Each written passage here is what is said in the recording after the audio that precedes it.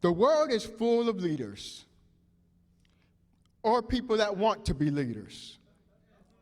Some lead to help others, and some lead to gain glory for themselves. Throughout the course of history, there have been many great leaders, like politicians, businessmen, clergy, teachers, entertainers, parents. But as we look at this text, I want you to realize that we all are looking for leadership. As I was starting my new job at Highland Springs last week, even though I've been teaching for 10 years, I wanted to know the ropes of how they did it there. So I was looking for teachers that was experienced there to lead me. I think we all do this in some form or another. It's like children looking up to their parents, employees looking for guidance from their supervisors, and even church believers looking to ministers, deacons, or trustees to give them tips on how they should live. Let's take a look at this text and see how we can tell the good, the bad, and the great one as far as leadership. Point 1. In verse 1, it reads, "After 6 days, Jesus took with him Peter, James, John, the brother of James, and led them up a high mountain by themselves." Jesus chose who he was going to take on this special experience. Peter would not have been one of my choices. Peter is that outspoken one, that one that always has something to say. This is the same Peter that when all the other disciples was on the boat, he was the one saying, "Hey, can I walk out on the water with you?" And then ended up falling down, and Jesus had to save him. He was also the one that was rebuking Jesus when Jesus was saying he would have to die. And Jesus had to acknowledge that the enemy was working through David and had to say, "Devil, get behind me." This is the same Peter that later on would claim up and down that he would not deny Jesus before denying him 3 times.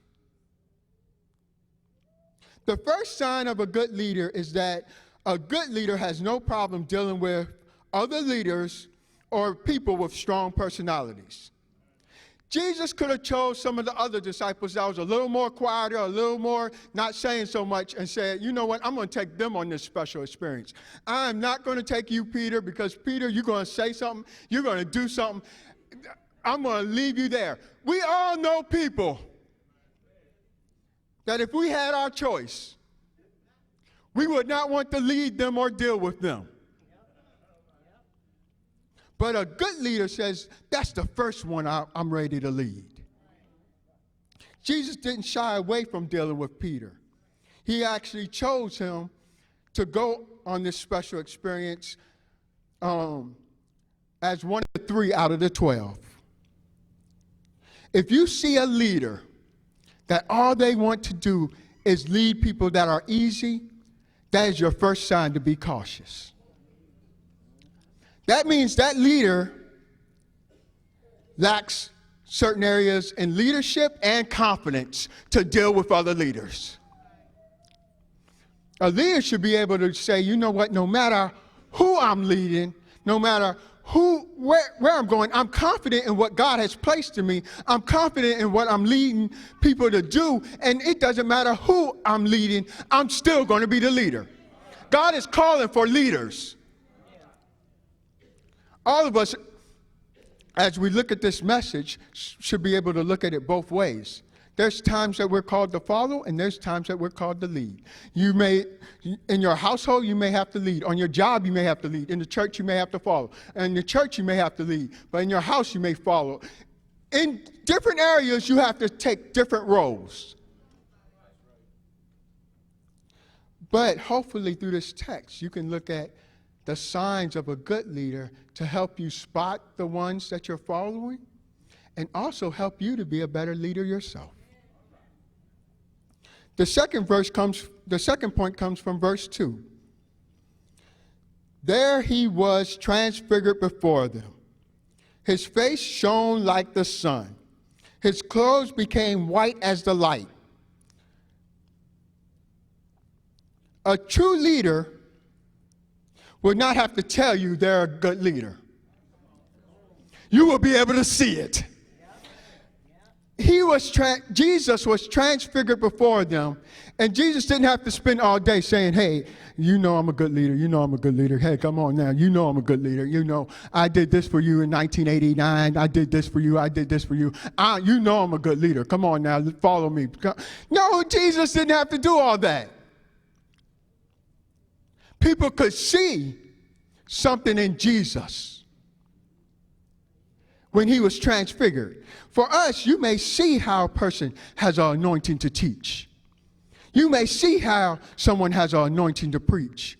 You may see how someone has a spirit to counsel. You may see something over their life, and they don't have to tell you. We have a lot of leaders that want to tell us how they're a great leader, but don't want to show us how they're a good leader. We got to be careful, because that's how we get hurt. There's a lot of people that's been hurt by leadership, whether it's in the church, on the job, at home, or whatever. We follow people that we thought were leaders. They led us the wrong way. We ended up getting hurt, and it hurt us really bad. We should have did our part and seen the signs.